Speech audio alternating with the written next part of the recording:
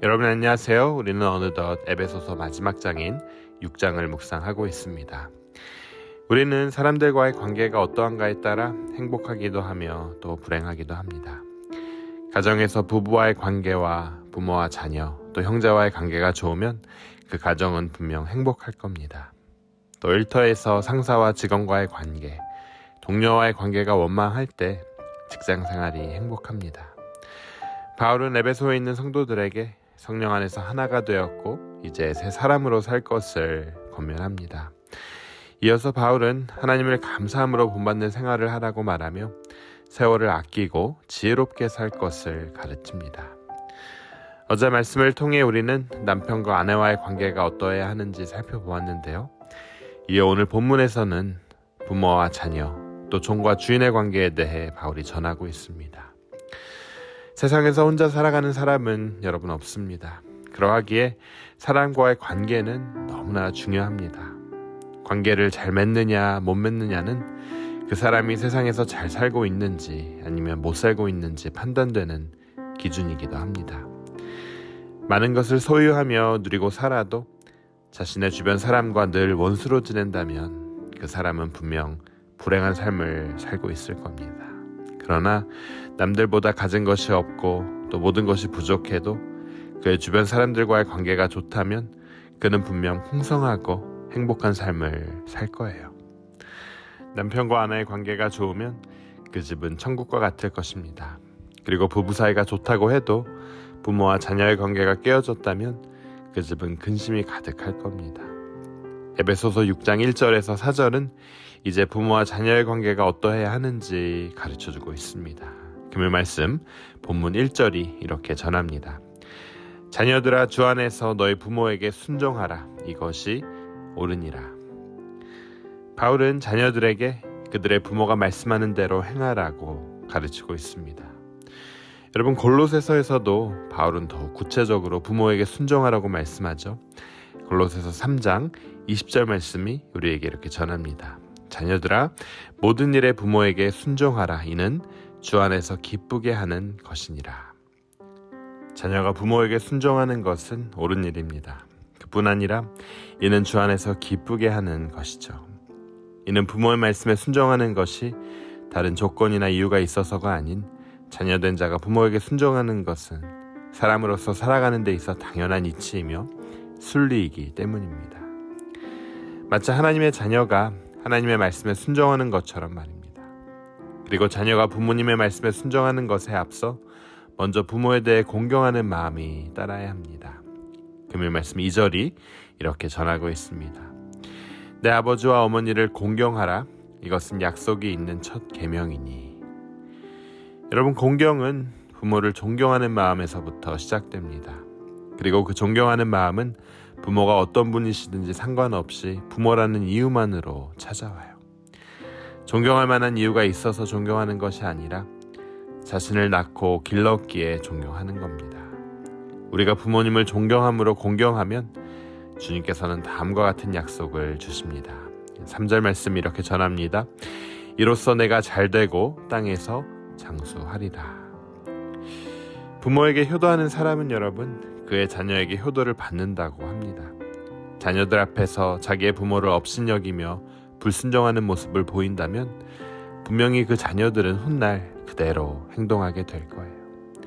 반대로 정성을 다해 부모를 모신다면 그러한 모습을 보고 자란 자녀들은 당연히 그대로 행동하게 되겠죠. 평소에 부모가 자녀에게 잘하면 나중에 그 자녀가 부모에게 잘해주는 것이 아닙니다. 오히려 자신의 부모에게 잘하는 것이 그의 자녀들에게 훌륭한 교훈이 됩니다. 부모에게 순종하는 자들은 본인이 나이가 들어서 그의 자손들이 순종하기에 근심이 없고 따라서 이 땅에서 잘되고 또 마음이 평안하기에 장수하는 비결이 된다라고 말씀은 전하고 있어요. 자녀의 의무가 순종과 공경이라면 이제 부모가 반드시 행하여야 할 덕목이 나와 있습니다. 4절 말씀이 그 사실을 전합니다. 또 아비들아 너희 자녀를 노하지 않게 하고 오직 주의 교훈과 훈계로 양육하라. 바울은 특별히 아버지들에게 명령하고 있습니다. 이는 가정에서 자녀가 바르게 자라는 것이 어머니의 역할도 중요하지만 아버지의 역할도 이에 못지않게 중요한 것임을 보여주고 있어요. 어머니는 뱃속에서부터 아이를 기르며 죽을 힘을 다해 낳습니다. 그렇기에 모성은 하라 하지 말라 명령하지 않아도 자연스럽게 생겨나게 됩니다. 아버지에 대해 분노하는 자녀들은 세상을 살아갈 때 삐뚤어진 시선을, 세계관을 개발하게 됩니다. 특히 아버지에 대해 용서하지 못한 자녀들은 그릇된 생각과 가치관을 가지고 있어요.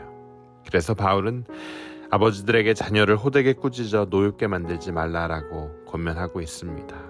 어머니와는 달리 아버지라는 존재만으로도 자녀들은 충분히 두려워하기 때문입니다. 이어서 바울은 종과 주인과의 관계를 가르칩니다. 금요 말씀 5절에서 8절 말씀이 이렇게 전합니다. 종들아 두려워하고 떨며 성실한 마음으로 육체의 상전에게 순종하기를 그리스도께 하듯 하라. 눈가림만 하여 사람을 기쁘게 하는 자처럼 하지 말고 그리스도의 종들처럼 마음으로 하나님의 뜻을 행하고 기쁜 마음으로 섬기기를 주께 하듯 하고 사람들에게 하듯 하지 말라. 이는 각 사람이 무슨 선을 행하든지 종이나 자유인이나 주께서부터 그로 받을 줄을 알미니라. 종의 신분을 지닌 자는 그의 주인에게 존경하는 마음으로 복종해야 합니다. 바울은 그리스도인으로 눈가림하지 말고 진심으로 행하며 누구에게 지시를 받든지 하나님을 위해 일하듯 이를 늘 명심하고 기쁨으로 그 명령에 복종하며 일하라고 전하고 있어요.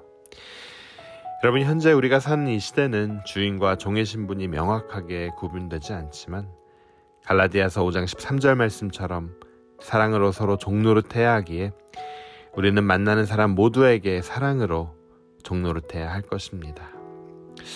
마지막으로 바울은 상전들에게 다음과 같이 명령합니다. 9절 말씀입니다. 상전들아 너희도 그들에게 이와 같이 하고 위협을 그치라. 이는 그들과 너희의 상전이 하늘에 계시고 그에게는 사람을 외모로 취하는 일이 없는 줄 너희가 알미라.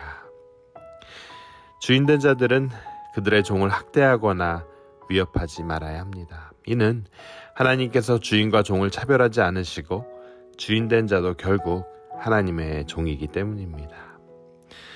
여러분, 에베소서가 쓰인 때와 오늘을 살아가는 우리와는 분명히 차이가 있지만 일터에서 상사와 부하 직원 간의 관계가 또 이처럼 되어야 하며 지배자와 피지배자와의 관계가 그러해야 합니다.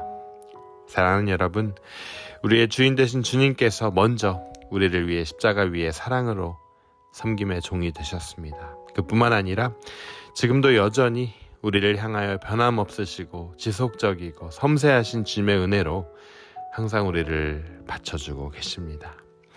주님과 우리의 관계는 이처럼 부모와 자녀의 관계이고 주인과 종의 관계가 됩니다. 그러므로 우리는 항상 부모와 같은 그 주님의 크신 사랑을, 그 은혜를 헤아리며 참 주인이신 하나님께 순종과 공경으로 주님을 기쁘시게 하는 모든 일에 힘써야만 합니다. 우리는 주님의 자녀이자 종이므로 우리의 하는 모든 것이 하나님을 위해 일하는 것임을 또 명심하고 기억하고 오늘도 우리에게 주어진 일들을 기쁘게 행할 때 주님은 우리에게 헤아릴 수 없는 그 하늘의 상을 풍성하게 내려주실 겁니다.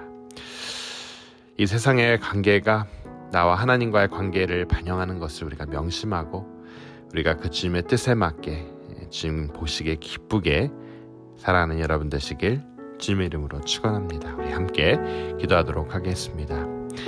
하나님 아버지, 은혜에 감사합니다. 이 땅에 사는 그리스도인답게 자녀는 그들의 부모를 공경하며 순종하게 하여 주시옵소서. 부모는 자녀를 노엽게 만들지 말고 주님의 방법으로 자녀를 돌보고 이끌게 하여 주옵소서. 서로가 사랑의 종이 되어 맡은 일들을 진심으로 감당하며 주님의 한없는 은혜를 헤아리며 오늘도 우리에게 주어진 일들을 기쁘게 행하게 허락하여 주시옵소서. 주님, 주님의 말씀을 주심에 감사합니다. 이 땅을 어떻게 살아야 하는지 명확하게 보여주심에 감사합니다. 이 모든 말씀 예수 그리스도 이름으로 기도드립니다. 아멘.